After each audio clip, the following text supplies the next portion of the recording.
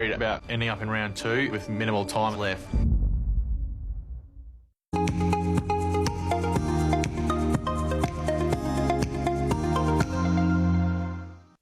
SARS is upping its debt collection game to never-before-seen levels of efficiency. The first and most important step is for you to take action immediately.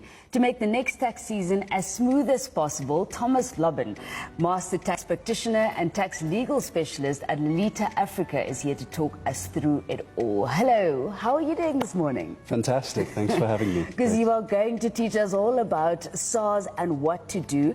Now, if you are in debt by SARS or you receive a final notice, it is not the end of the world, and I'm so happy that it's not the end of the world. But what does one do in a situation like that?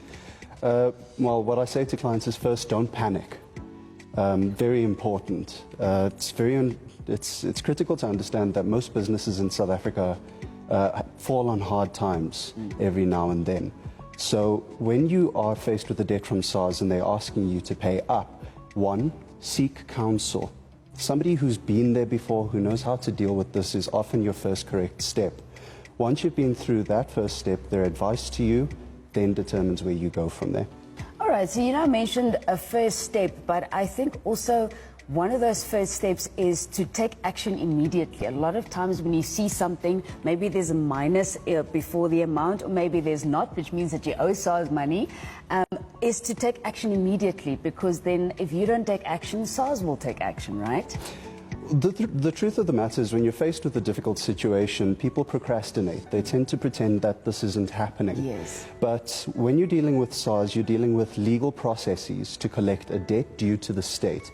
Ultimately, what's due to Caesar must be paid to Caesar. So you need to consider your options and take a step. Either SARS is incorrect in their sums, in which case it's probably a good idea to challenge that assessment, or they're correct and you do owe SARS, in which case you have a number of legal mechanisms available to you. Principally, two steps you could take: either a deferral, which is essentially an installment arrangement. You're paying off your debt over time with SARS. Or if the debt is truly unaffordable for you and you just can't do it, it's an existential crisis for your business, for example, you can enter into what's called a tax debt compromise arrangement, where you negotiate a lower effective tax liability that you pay. And I think I also want to go back to that, because I think I didn't know this in the past, and it does exist that if you have debt by SARS, you still need to pay a little bit of tax. You can make a payment arrangement. It doesn't mean, hypothetically, if you owe 20,000 Rand, you don't have to give that entire 20,000 Rand immediately. There can be a payment arrangement made for that to be paid off, right? Absolutely. Either you're paying it off in installments over 3 or 6 months, or if you're negotiating a lower effective liability in terms of compromise, you might find yourself paying 10,000 to SARS overall, based on what you're able to afford. And I once read that the SARS Commissioner, Edward Kieswetter, he has mentioned that 53 tax practitioners aren't the real deal. Now, you are the real deal. That is why you're sitting on our couch today. But how do you vet someone? Because we all know a guy, and usually every once a year we all know a tax guy. How do you vet people to know that this guy can handle your money perfectly? Well, firstly, you need to make sure that this person is qualified to be assisting you. So many taxpayers out there, as you say, know a guy. But you have to be qualified and you have to be registered with SARS as a practitioner in order to assist taxpayers. But even so, they might not be doing the job as they should. If you're seeing red flags like missed deadlines, whether it's just to you or especially to SARS, that's a good reason for you to go for a second opinion. You should never be sorry for going for a second opinion. Asking questions that they should know the answers to, that's a good way to go as well. And of course, a very important question: have you dealt with this before? Somebody who knows the ins and outs would love to tell you the ins and outs at that point. That's very true. And also, I wanted to ask you, how important is it for your tax practitioner to know tax law? Look, tax is law in practice, ultimately. You have an accountant, for example, who might know very little about tax administration and law. On the other hand, you might have an attorney who knows very little about tax administration and law. The tax practitioner is somebody who lives in the middle. So when you're dealing with SARS, you are, as I mentioned earlier, dealing with legal processes.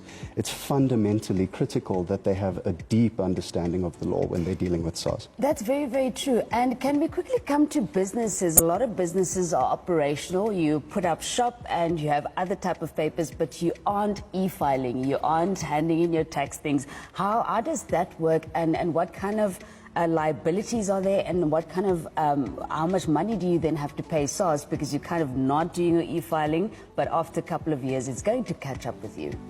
It does catch up, and unfortunately businesses in many cases are forced to reprioritize their finances into operational expenses just so that they can keep the ball rolling.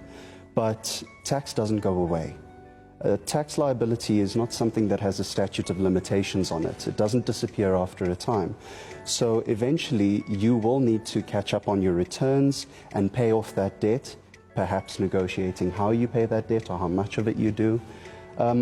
Alternatively, SARS will be catching on and catching you. They'll audit you, they'll know how much you're owing. They usually go on rightfully go on the information that they have available to them, which might not have all of your expenses that reduce your liability, and you have to deal with that at that stage. But you're also then dealing with penalties for the non-compliance and interest for the amount of time that that debt has not been paid. Very, very true. Let's make a hypothetical situation of you have a business and you are in a certain tax bracket for that business, but you're not making profit. How much tax do you pay, and how much money do you also going to lose with the added thing of not making profit?